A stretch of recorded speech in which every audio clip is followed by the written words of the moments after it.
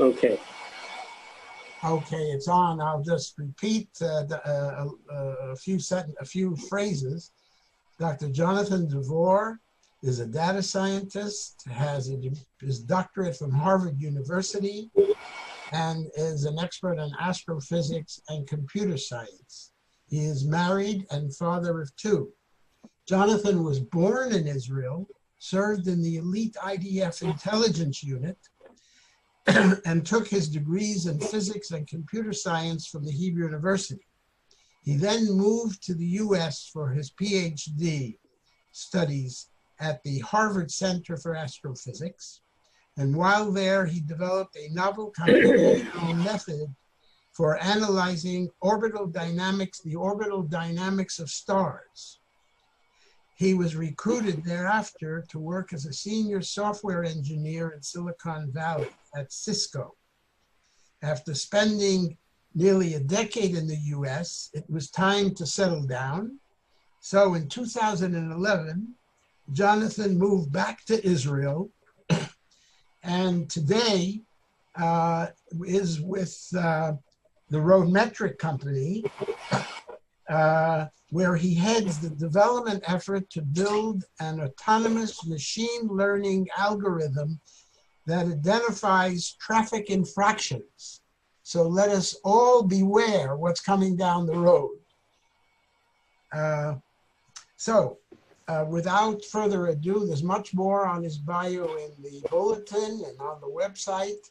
So without further ado, Dr. Jonathan Devor. Am I pronouncing it correctly? You pronounce it perfectly. Thank you. You're welcome.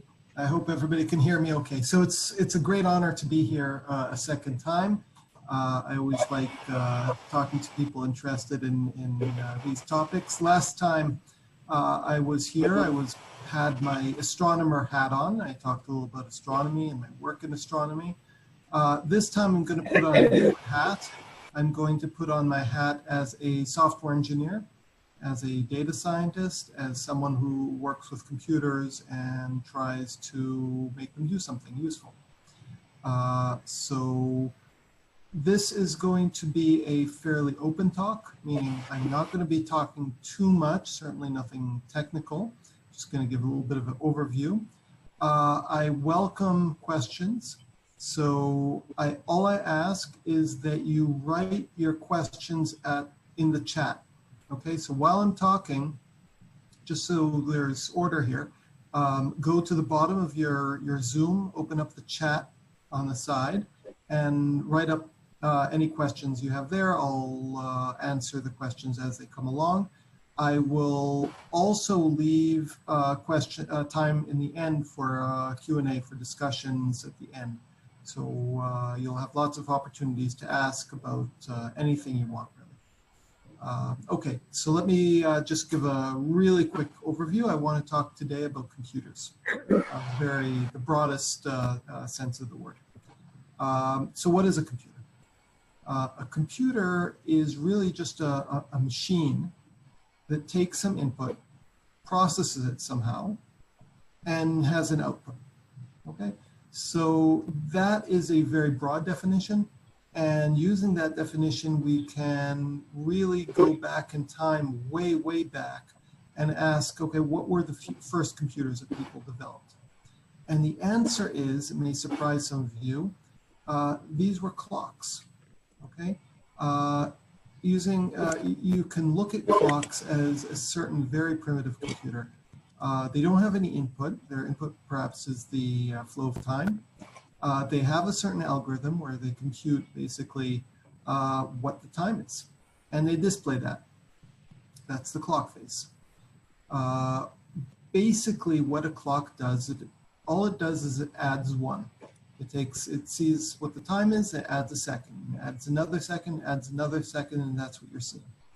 So that is the basics of the computer, and even the ancient Greeks had that.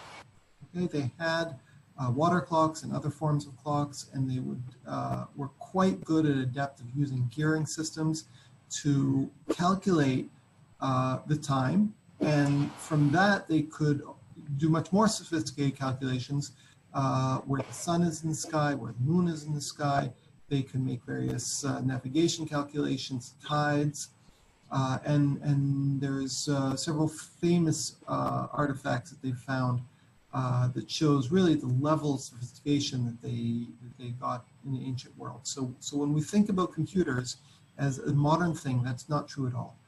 The ancients, thousands of years ago, 2,000 years ago, had a computer that would tell them predictions that you would still find useful in the newspaper.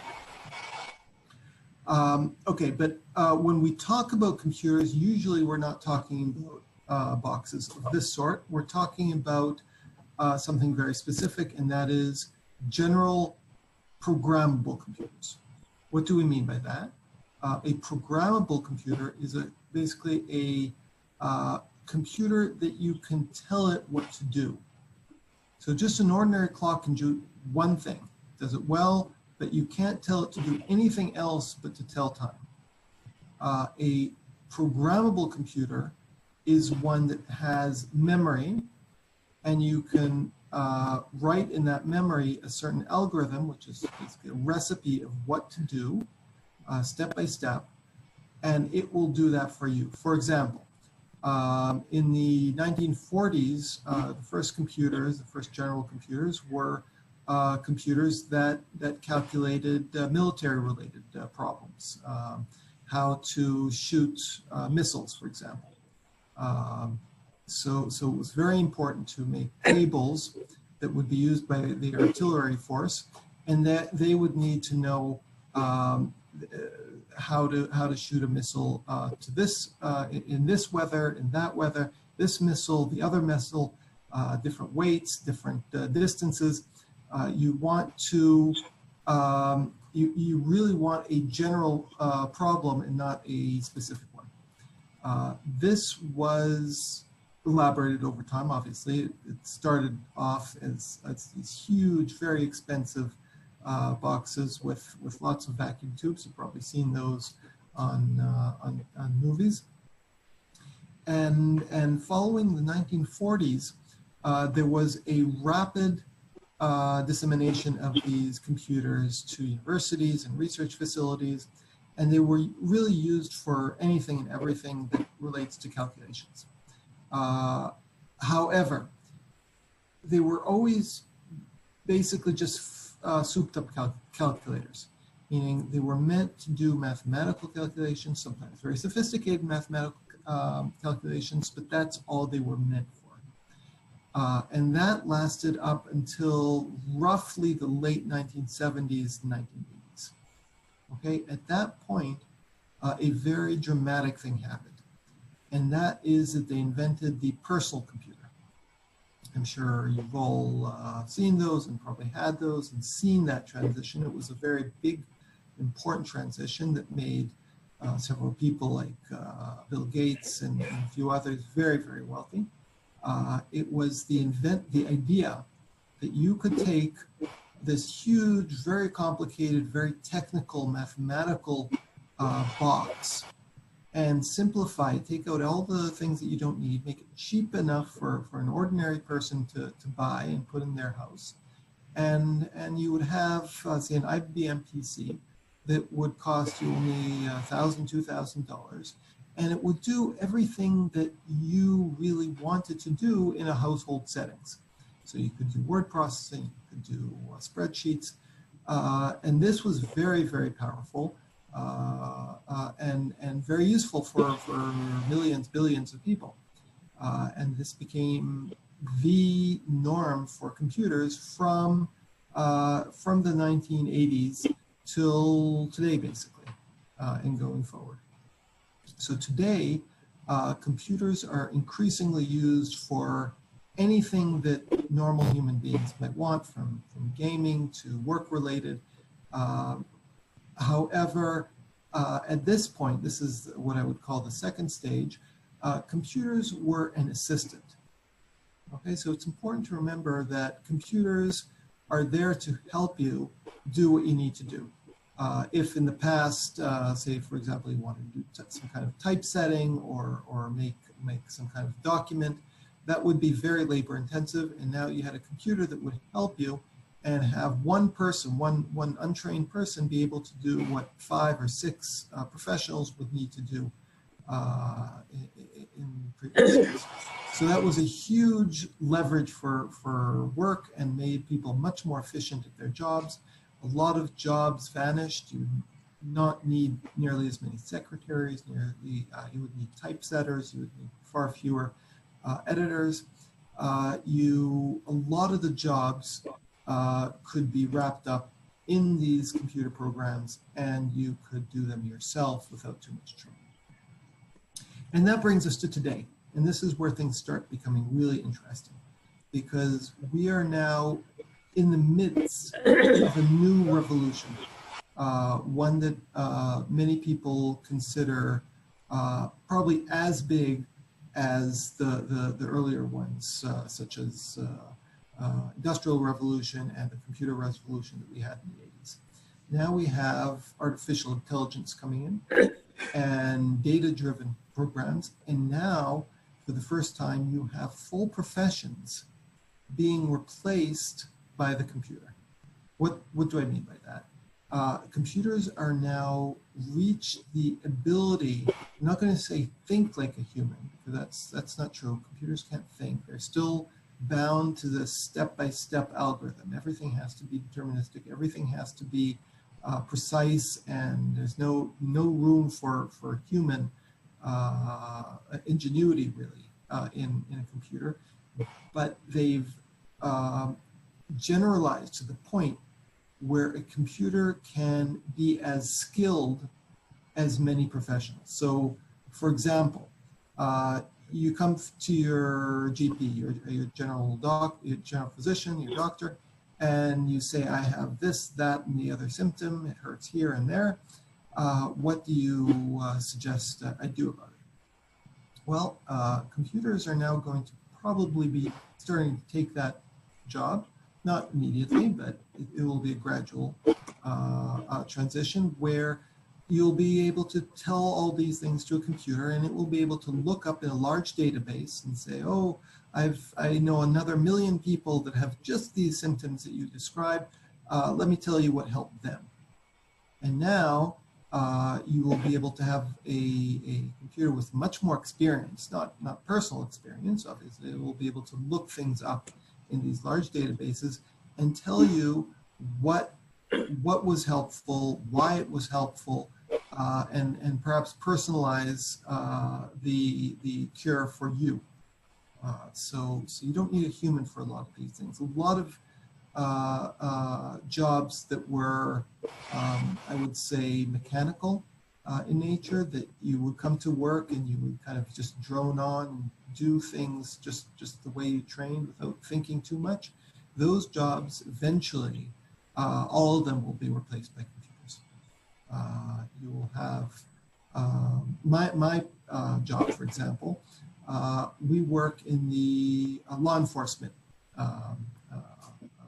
We are trying to make catching speeding drivers something that you don't need a cop for. You know, cops hate being traffic. They hate catching, you know, just some teenager that went joyriding. That's not what they got into the force for. They want to find, you know, robbers and murderers. That's what they really want to do. Not give $50 fines to people. So now we can outsource that job and put lots of cameras all over the place. Those cameras will be looking at the roads 24/7 and analyzing what's going on there. They see a car that's driving too fast, that's crossing a white line, driving dangerously. They will automatically recognize what the license plate number is and send that guy a ticket. Okay, simple as that. What will happen in the future, you know, it might take 10 years, I don't know, but what will happen in the upcoming future is that you won't have people taking risks on the road. You know, they might, you know, speed and drive dangerously, figuring they have a, you know, 1 in 100 chance of getting caught. which is what it is today. Now, if you drive dangerously, you will have a almost certain chance. You will almost definitely be caught. This will hopefully have a chilling effect on people that take advantage, and hopefully, that's why I got into this job, it will save people's lives. That is the goal. Nobody enjoys giving anybody tickets. We want to save people's lives. We want to cool the heads of people that see cars as entertainment and something they just want to do for racing or to bully other people. We want to avoid that. Looking a little further into the future, you will probably have automated cars, meaning you don't need to drive at all. You will have a car that will look around, recognize what's around it, and be able to take you to your destination on your own. That is going to be another revolution, a transportation revolution. Now, all of a sudden, you'll be able to to share cars. Most families have 1-2 cars in their house, and those cars sit in the garage for 90% of the day, maybe more than that. There's no reason for that. While that car is sitting idle in your parking lot, it can be working. It can be behaving as a taxi. It can be getting calls, getting payment, probably would be electronic payment, and taking other people that don't have cars and taking them to wherever they need. And when you say, okay, now I want to get to work, or now I want to get back home, you punch a number and the car starts coming back to you and taking you wherever you want. That's probably going to be the future. People are not going to have not going to have a car, or it'll be used to help other people much more of the time. Cars will be much more useful, and it will far reduce traffic, because now instead of having to spend, I don't know, an hour a day driving, you'll be able to do work and let the car drive, or do phone calls or whatever, check your email while the car is doing the navigating and the driving. So that's the future. We are going to have robotics. We are going to have much more sophisticated drones. You've probably seen those already. These are basically computers that can fly and take pictures. They can both monitor people who are intimidated by the fact that they will lose a lot of privacy, because these computers will be much smarter and taking pictures of everything. But they will also be there to help. They will recognize if a person is in distress, someone had an accident, hit a pole on the side of the road, and now they need help, but they can't call help. There will be a lot of good and bad, like you have in every revolution. No revolution is all good or all bad. There will be a lot of change, and it will be the upcoming generations, my kids and their kids, that will grow up in this new future, and for them it will seem completely normal. People of my generation, your generation, will seem like horse riders in the 20th century. We will seem like old geezers, that have to get on with the time. The next generation will really feel completely comfortable living in this fully automated, fully computerized world. And we see that already. We see that with social networks. So I, would have friends, and I would go out, and people might go out and meet in a bar and meet people for breakfast. That's kind of passé now. Where my kids, the next future generation, socialize is all online. It's these social networks. You constantly check and see where people are at, what's happening. Do you want to meet? Sure, let's chat online. Do you want to see, wish people birthdays, send people birthday gifts? Sure, you can do all that online. The personal interaction is going to be much more mechanized, and what we see today as kind of this horrible situation of the corona, where everybody is stuck at home and the only interaction we have is through the computer, that is going to be the new normal. People growing up in future generations are going to see that and think that is perfectly okay. There's nothing special. You don't need a corona to be in this situation. We can stay at home or stay wherever you want and interact with people in another country and friends that, you know, are completely different places, and it makes no difference. The geography, the location, it makes no difference. People will still be traveling. People will still be, you know, going on vacation, sure, but this will be optional. You can be doing all that thing, learning, interacting, keeping tabs on your friends and children and family. You can do all that from the comfort of your home, and that's where things are going.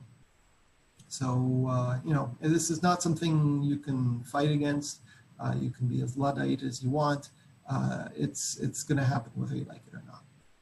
Some people are going to say that this is, you know, a dystopian world, horrible, but, you know, that's where things are going. And it's just up to us to make the most of it. So with that, I will wrap up, and I'll be happy to answer any questions you have. Let's see what... Okay. So I'll just answer a couple of questions, and then I'll give it over to Aaron to, if there are more questions people have. So there's a question of what is an algorithm? What is code? Okay, so a computer, as I said at the beginning, is just a box with ability to compute, to make calculations and memory. You have to give it very accurate instructions how to do something. So if you want a computer to, for example, to bake a cake, okay, so you can give it you can give it your favorite recipe for baking a cake, and you can say, okay, put 2 cups of flour and a couple of cups of sugar and mix and put in the oven, etc., etc. But that's not enough, okay? Because a computer is not human. It doesn't know what a cup of flour is. It doesn't know what sugar is. You have to be very, very specific.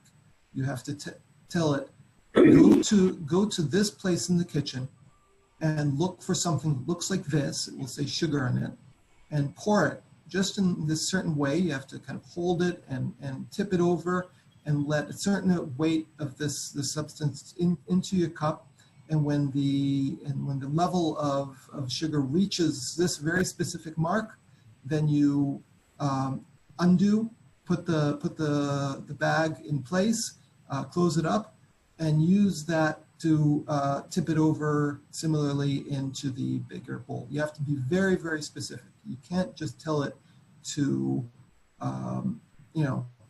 put a pinch of sugar. That doesn't work for computers. In the future, computers will probably be smart enough to understand that, understand what you mean by put a pinch of saffron, put a pepper to taste. It will probably understand that as computers become more sophisticated. But at the current state, you need a very specific algorithm, and you have professionals, millions of professionals, like myself, like others, who can code these instructions. That's where the code comes from. There are several computer languages that are designed specifically for that, which are very specific, and you can tell it step by step what to do. And those instructions are something the computer can later understand and follow. And it will do the same thing over and over, exactly as you explained it to do. So if the computer finishes with the cake and the cake comes out horrible because it put on salt instead of sugar, that is your fault. You had what's called a bug in the code. You told the computer to take the wrong bag to look for the wrong location, and it's your fault, and you have to fix it, and you will correct your code, correct the algorithm, and next time it will do it well. But once you have the code working, now you can have the computer doing it all day, all night. You can have it repeat the algorithm and make you 100 cakes No problem, computer doesn't care. It just repeats the algorithm over and over, and it will make identical cakes over and over exactly the way you want, exactly to your specification. That is what code is all about. Okay, other questions? If I can yeah, sure. First, thank you for a very insightful presentation about the revolution that we're in the midst of. Where does Israel stand in terms of some kind of ranking with regard to its participation in Israel is in a very good situation. You probably heard about the startup nation. There are a lot of entrepreneurs in Israel. Our society here is one that very much supports entrepreneurship, lets people take risks. People are relatively educated. People grow up with computers from a young age. And currently, I'd have to look up the statistics exactly, but I think we're #2 per capita of the number of high-tech companies and patents that people are putting out. So we're not far after America, and in some very specific things we're #1. For example, there's a huge effort in Israel on security, so we're really good at security issues. So we're #1 security, but we're #2 and #3 on many other high-tech measures. So Israel is quite good. It's driving our economy right now, and hopefully it will continue. But we have to watch out, because you have countries like India and China that are keeping very close tabs at us, learning from what we do, and they have vast manpowers. So anything we do, and they can do even not quite as well, but they can put 1,000 people to do it. They can very quickly outcompete certainly a small country like Israel. But we keep on coming up with new ideas, and as long as we can continue this trail of innovation, I'm quite optimistic for Israel. Thank you. I see another question here from Dieter. Can we prevent tracking that Google? So yeah, so I heard before there was a lot of concern, and I would say justified concern, that a lot of companies are tracking you. And this is absolutely correct. Companies are tracking you. However, it's not quite as scary as it seems. There are 3 kinds of companies that are tracking you. There's the Googles and Microsofts of the world. These are major companies that keep tabs on you, mainly for their own profit, meaning they want to do business better, be able to sell you things, so they want to tailor their products for you. So if they see that you are interested in buying a new car, for example, they will send you advertisements or link or sell your name to companies that deal with selling cars. And you may say that's not fair, but the ultimate, what will ultimately happen with that is that you will get advertisements that are more suited for you. Instead of getting, advertisements for, I don't know, Pampers, you will get advertisements for cars, and that is more suited and more interesting and might be more advantageous for you if you can do that. So that's, it's invasion privacy, no question about that, but it does help you, and certainly helps Google and Microsoft as well. The second group is government. So government keeps a very close tab on you, because mostly they want to catch criminals.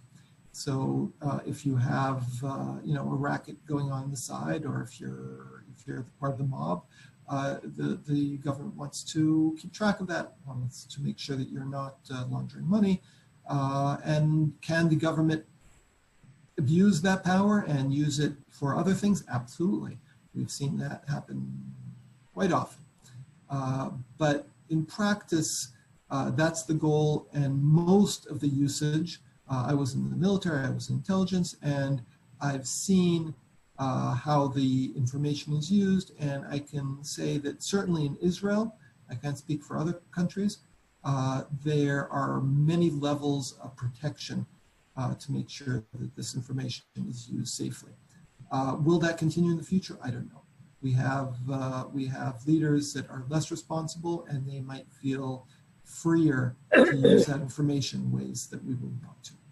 The third group, and the scariest group of all these, is organized crime. So organized crime also buys information, tracks you, and they do it for far more nefarious reasons. They do it to put in a virus into your computer and then demand, for example, money for that. They would say, "Oh, your computer now is useless. I just erased all your photos. You want them back? Pay me such and such money."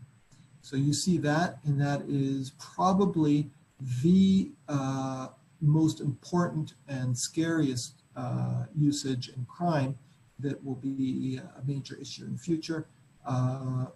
People are fighting that. Both the governments and companies are fighting that. Nobody wants people to be afraid of giving their information. However, I think for most of us, probably all the people here, we are just not that interested. Okay, we're not very valuable marks as far as organized crime is concerned. So I wouldn't be too concerned about that. What they're going after are people that are much more important and can be manipulated to say make a decision, say buy a major purchase from them, or decide to put a major construction a certain way. They will make a lot of money. These are important decision makers that they are targeting, and not ordinary Joe Schmoes like us. So I don't think we have too much to worry about it, but we have to be alert, and we have to be aware that this does happen, and we have to have antiviruses and protections because it's a dangerous world out there, and people will take advantage of that. Okay. Any more questions? I think I answered all the questions here. Someone was asking about smartphones. So yeah, so smartphones do track you, absolutely. Whenever you walk around with a cell phone, you are pinging all the towers around you and telling you, hey, I'm here, this is me, and I'm walking in this direction. And that is just part of life. If you don't want them to do that, you just have to give up your phone. So there's no way around that. Anybody with a phone needs to give out the signal, and the reason for that is that if you somehow hide where you are, you won't be able to get any calls. Someone calls you, they need to know where to send that information, where to send the communication to. And so they need to know where you are. The thing is that they store that information, usually for posterity. So in 5 years from now, they want to know what your habits are. They can track where you walk every day. So yeah, so that's just the way things are. We can fight them, advocate for privacy, but the fact is that that's just the way things are going, and there's really not much we can do about that, because the economy is the economics of things it's just too much money is being made off of this. No major company, no major government, and certainly organized crime is not going to just leave and say, oh, I don't want a piece of that action. They're all going to be pushing for it. And for us, little people, there's very little we can do about it. Jonathan, I have a question in chat. I don't know if you noticed it, that I wrote during your talk about social distancing and operating through Zoom. Do you see it? If not, the question is, how will a person in 100 years from now make a baby? Will they order it by the computer from the incubator? 100 years is a long time. I don't know what's going to happen in 100 years. I can tell you what's going to happen in 10 years, okay? What's going to happen in 10 years is that people are going to meet one another entirely online, okay? You might study together in college, but you probably will only meet a small number of people there. For most topics that you are taught in university, you don't need to physically go there. Okay? Some people would prefer to go to a class and be able to have human-to-human interactions, and that's probably going to continue for quite a while. But certainly this corona has shown us that it is possible to learn from a distance. So people are going to be only going to school from time to time, occasionally. Classes are probably going to be smaller. Universities are going to be giving out more and more degrees by correspondence, which is basically means over Zoom. You are going to be doing most of your work, both professionally and for education, is going to be through a computer. What that means is that you will still be meeting people. I mean, there's no way around that, but you won't be meeting very many people. Your immediate circle of acquaintances will be basically your immediate family and your neighbors, and perhaps your coworkers if you work together closely with people. People that are doing physical work, I don't know, garbage men, bus drivers, people like that are going to meet the people that they interact with, and that's about it. Where are people going to meet their future spouse? That already, right now, is being done online using a variety of apps. You post your profile, you put a picture of yourself, you describe yourself, and you can get a reach. You can reach thousands of people, tens of thousands of people. All of a sudden, you don't have to be so, you can be very, very picky, because if before you met maybe 100 people, maybe a few hundred people, now you can potentially meet thousands, tens of thousands of people.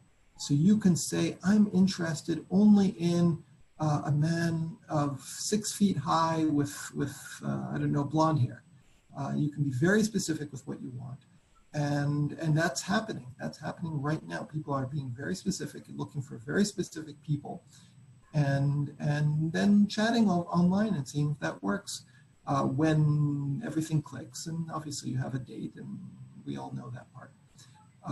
But the initial finding someone that's compatible, talking to them, meeting them, seeing if this is what we want, that is all going to be online with much farther reaches. You might fall in love with someone in a completely different country, and there's no reason to limit yourself to just a very limited circle of acquaintances when you can have much farther reach using these online dating apps. Thank you very much, Jonathan. Is there any, David has a question. Yes. David Dilligman. I just wanted to say that a lot of this distance education, education online, is already very sophisticated and exists all over the world. You can do your doctorate online.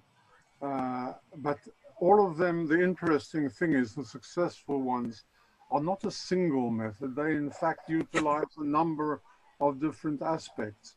So you might find that the bulk of your material comes through on your television or online, but there will be all kinds of support mechanisms to help you. In the early days of distance education or self-learning and so on, I remember working on the system of writing the books, and we were expected to do little, very simple exercises, and you would find you would do some exercise in mathematics or language or whatever, and you'd go from step A to step B to step C, and the students would follow quite easily. But you came to step C to step D, and all of a sudden they were stuck. Now, when you sat down afterwards and analyzed, you found that what was obvious to you as the writer was not obvious to anybody else. Nothing is obvious until you know, right? And you very often found that between step C and step D, you needed all kinds of additional help or additional information. So you find that the problem that we run into now is that people are talking about either-or systems. It's not either-or. It is in fact a conjunction of a number of different methodologies. You will have print support. You will have the occasional tutorial support. You will have what we now have with Zoom, which is something new for most people. The important thing is to keep the system that will in fact enable most people to participate. I didn't want to actually talk too much about that. What I wanted to know was, I find that when one talks to computer people, right, there's a problem of cognitive dissonance. That is, what is quite clear to them is not clear to me. I understand every word, I understand every sentence. I think I understand what you say, but if you ask me to explain it to somebody afterwards, I wouldn't be able to do it. And I suspect that is true of most of us. And there is some parts of it which almost seems like magic, necromancy. I'm thinking of Waze. 500,000 cars on the road, each one with a different route, and Waze manages to control each one of them. Now, the algorithm has been explained to me, and then when I finished the explanation, I found that I was more confused than ever. I had no idea what an algorithm was, and then I found that I had no idea how it connected to that complex, what seemed to me, complex method of getting through to 500,000 people, all going to different places and all being controlled. You take a wrong turning and Waze tells you, turn around. You know, how? So can you tell us something more about the algorithm and how it works and what an algorithm actually is? Okay, so first of all, I just want to reiterate what Dave said, what David Seligman said earlier is exactly right. We are currently in the midst of a revolution. The tools that will come out of this revolution are, we don't know what they are. People are going to be using a mix, a combination of tools. We don't know what we don't know. We don't know how the revolution is going to pan out, but it will be very interesting. And there's no question that there are many billionaires still to evolve out of this that will come up with new and better tools that will be more useful and will quickly take over the existing tools, which are quite clunky. Education, I think, is probably the most ready for a revolution of all the industries I know of. Up until now, education has been basically the same for over 100 years, and now it's going to be very, very different. We're going to have exactly the kind of ideas that David was talking about. You're going to have constant checking, constant checking in with the students to see that they're following you. You might have a class with, you know, lots of personalized interaction where the computer will see, oh, I just explained this to you. Let's see if you can explain it back to me in different words, or do this little exercise just to make sure that you understand this step, this little step that I just explained. And if it sees that some student is tired or just didn't understand, it will be able to try a different approach. It will be able to use its experience to apply the best way of explanation to that student, the best way of teaching that particular student, following, you know, the profile that is created for that student. So for example, if you have a student that is very visual, he kind of sees things in his mind, then you can explain things tailored to him. A different student likes text. He sees the text and he sees the numbers. You'll be able to have a completely different explanation for students like that. Some students might be more kinetic. They like movement. Each student, we will be able to model the way they think, what they're good at, what they're not good at, and teach for that very specific characteristic that they have, instead of the one size fits all that we have today. I think there is a huge revolution coming up in the upcoming decades, and I'm quite sure that even in 50 years from now, education is going to be very different from what it was today. I think we're going to have more change in the upcoming 20, 30 years in the way things are taught than we've had in the past century and a half. I think this is an exciting time, and I think ultimately everybody's going to benefit from it. So that's just for that point. Now you are talking about Waze. Waze, because I'm in this field, I can talk for an hour just on Waze. I'm not going to do that. It's quite complicated, but it's not very complicated. What it does is as follows. It sees where you are. Okay, so I talked before, cell phones know where you are. They use cell phone towers to know approximately where you are. They have GPS, which is what Waze uses to pinpoint exactly where you are, down to a meter or two. So it knows where you are exactly, what road you are, what direction you're driving, and then it uses and then it knows where you want to go. So you're in point A, it's trying to get you to go to point B, and then it starts doing what's called a tree search. It says, let's say you go left. What happens then? Then you would have to go right, and then you would have to go left again, etc. Is that the best? That will take you such and such number of minutes. Okay, let's try a different search. Let's say you go left and then straight, and then try that. That will take you a different number of minutes to get to your destination. And it goes through 1,000 different options, in an instant. It tries all the various reasonable routes to get from your current location to B, your end destination, and it picks the one that will take fastest.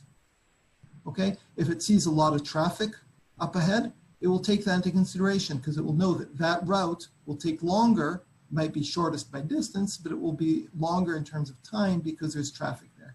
So it takes that into the calculation and ultimately chooses the route that will be fastest. Now, what happens if you miss the exit to the highway? It does exactly the same. It will do all the calculations, and one of the things that we'll try is doing a U-turn. If it sees that going straight once you pass the exit is going to be a horror story, there's nothing easy you can do, but doing a U-turn will save you a lot of time. It will say, I recommend you do a U-turn at this point. That's all it's doing. Okay. Dear friends, any more question, because we have to come to the end of our session. Any question? Yes. Eli? Yes. I just want to say that David's question was, what is an algorithm, which wasn't answered. But as long as we're talking about Waze, I want to know, I once was on the highway and Waze told me to get off the highway, and it was very, there was a lot of traffic, and there was a truck in front of me that I recognized, that I saw. And Waze had me take a left and got off the highway and took me to some various roads, turn right, turn left, and turn left, returned me back to the highway a couple of kilometers later, and there I was 50 meters in front of that truck instead of behind that truck. In other words, Waze does not give a damn about the comfort of the driver or the convenience, even the gasoline saving, let alone that, but the convenience, the comfort of driving. It is so stupid. All it cares about is that it saved me 35 seconds or 21 seconds on my way. Can be an algorithm, can there be an algorithm for the convenience of the driver? Absolutely. The answer is yes. What you have just described is called a goal function.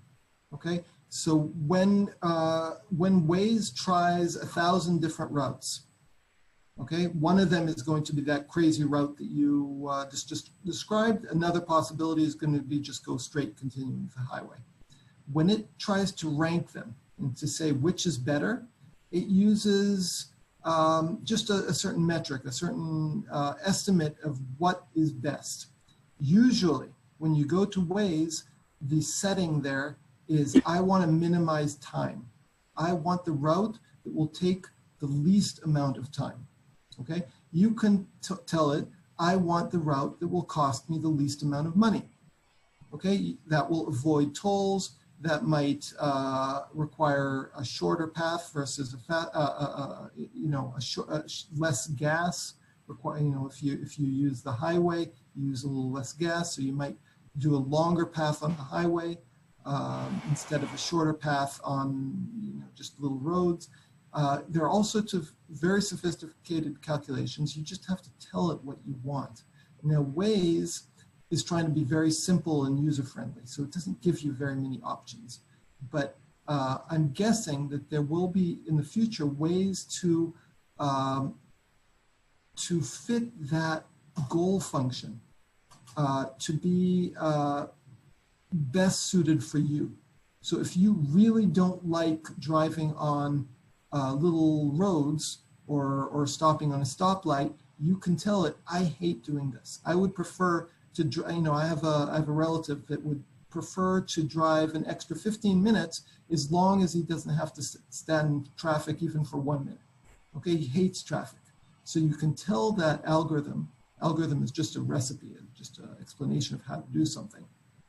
You can tell that algorithm, I want you to optimize, meaning find the best case for what I like. Okay, avoid traffic tolls, avoid little roads, and time is less important to me. And so it will find something that's suited for you. The future, as I talked about a few times in this talk, is to configure things for personal use. Not one size fits all, but you will be able to set the settings to best fit what your preferences are. That's where things are going. So what's an algorithm? What's an algorithm? An algorithm is a recipe. When you open a cooking book and it tells you how to make a cake, take this, put that, put it in the oven, take it out, let it cool down. That is an algorithm. It's a list of instructions. It's all it is. Okay. That was simple. Right. That's very good. Thank you. Okay. In the name of our Rotary Club Jerusalem, I would like to thank Jonathan for his speech and for the answers to our questions. Thank you very, very much. Okay? Very welcome. Thank you. Thank you. Applause.